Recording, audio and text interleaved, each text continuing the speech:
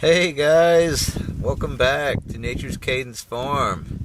We are here on location at the farm.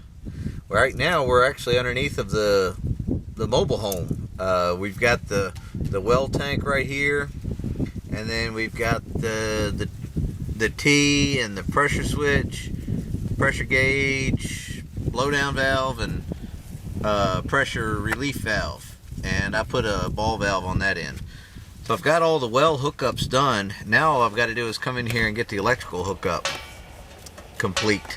So what I did is I ran this all the way from here all the way back to the breaker box that's on the far end of the trailer, and that's going to go to a breaker over there. But this is going to go, this is the line, so this goes onto the pressure switch, and I'll get you on here to show you how it gets wired up here in just a little bit. But and then this line here, so this one goes back to the breaker box, and this line here comes from the well itself. It's wired up to the well pump, which actually is not wired up to the well pump yet, but it will be. So right now I'm going to go ahead and add an outlet in right here that I ran to another outlet that I found upstairs, up actually in one of the bedrooms, and I tied into that because this is going to run the heat tape. This has got a 15 amp outlet that's going to go here, and the heat tape's going to be plugged into there and then ran down onto the to this piping here so it doesn't freeze.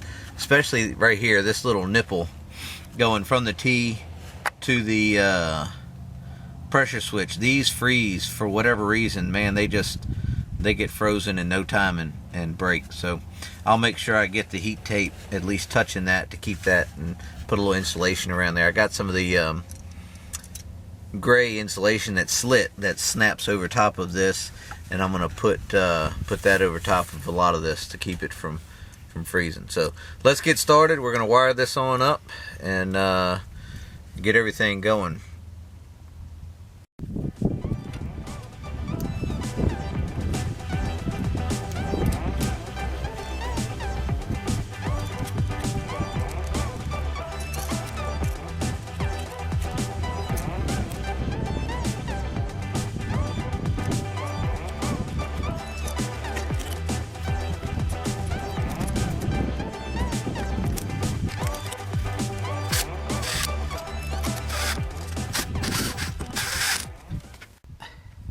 Oh, we got our outlet in right here. Everything's looking good there. So that's tied in nice. And now we're gonna go ahead and hook up our pump side here to this switch. The way this works is you've got one line coming in on every other screw head. So you got one all the way over here, and then one right here. So that'll be where the line comes in, and then the load, which is the pump, goes on the other two. So I like to do black and white and white, but it really doesn't matter because it's single phase 220. But so the pressure switch opens and closes as it needs. So let's go ahead and cut this. This is going to the pump. We'll get that wired in first.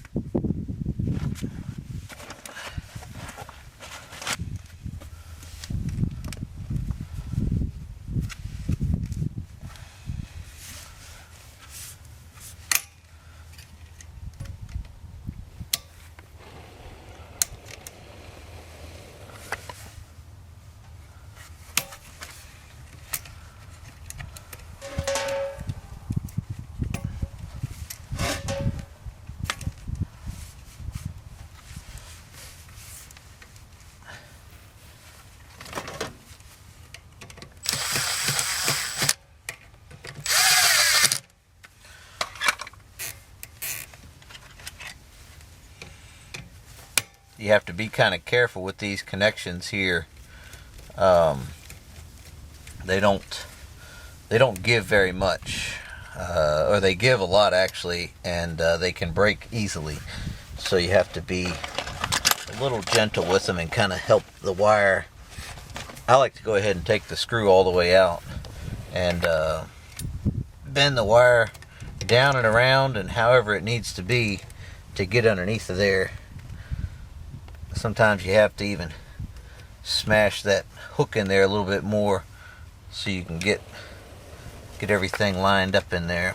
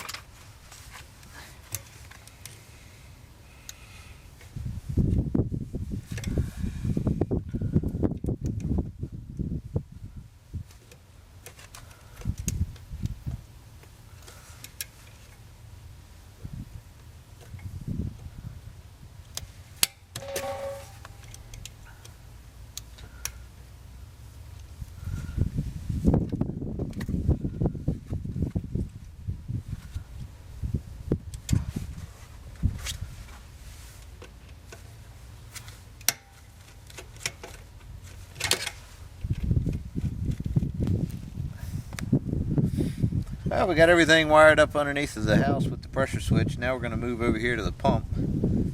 Just pop these apart here. And I'm going to leave plenty of wire on there in case I got to make up connections later. It doesn't hurt anything to have extra wire. So I'm going to strip this back, attempt to strip it back.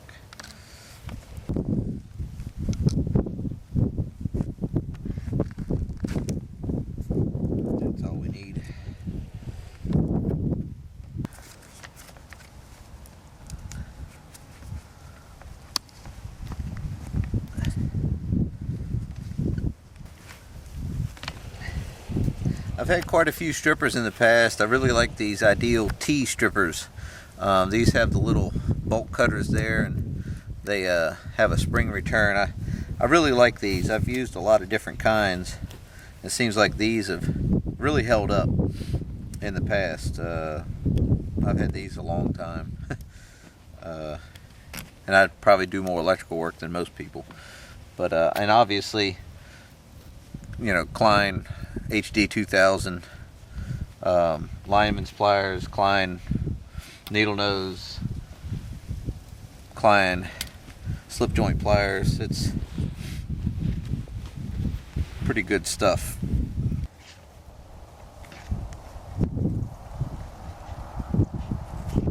Alright, got our wire nuts here. I use these B-cap B2s a lot. They're a very handy size to have. They seem to hold very well. A little tip: if you're putting stranded and solid together, always lead with your stranded just a little bit. So you don't want a whole lot, but you want it to be in front of the solid, and that'll help make a good connection. I don't know how many dishwashers I've seen with no power issues come from the wire nuts not being installed properly, and it melts or burns the wire underneath of it.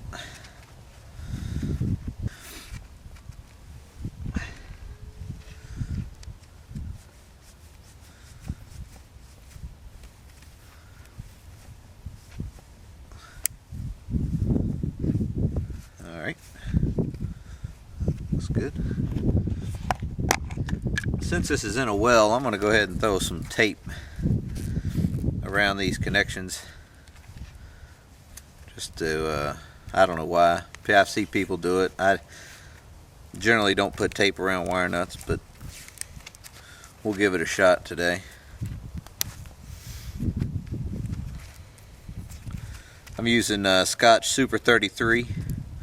It's probably one of the better, if not the best, wire nut or electrical tapes I've found out there. Works in the cold weather. This stuff is ridiculously cold right now and still works. Works in the hot weather.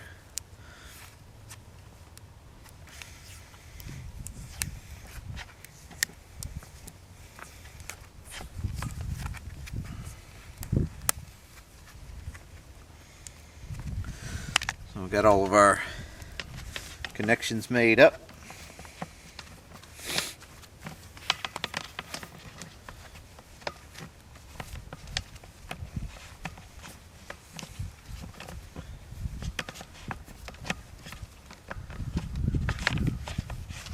I'm going to slide them in there with the wire nuts pointing up. I don't know if that's going to make a difference or not, but that's what I want to do. That way, if it does, any condensate might happen in here or something, I'm going to make sure that they're not also laying against the side where they might encounter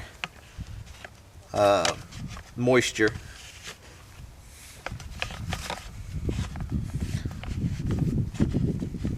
All right, here we go.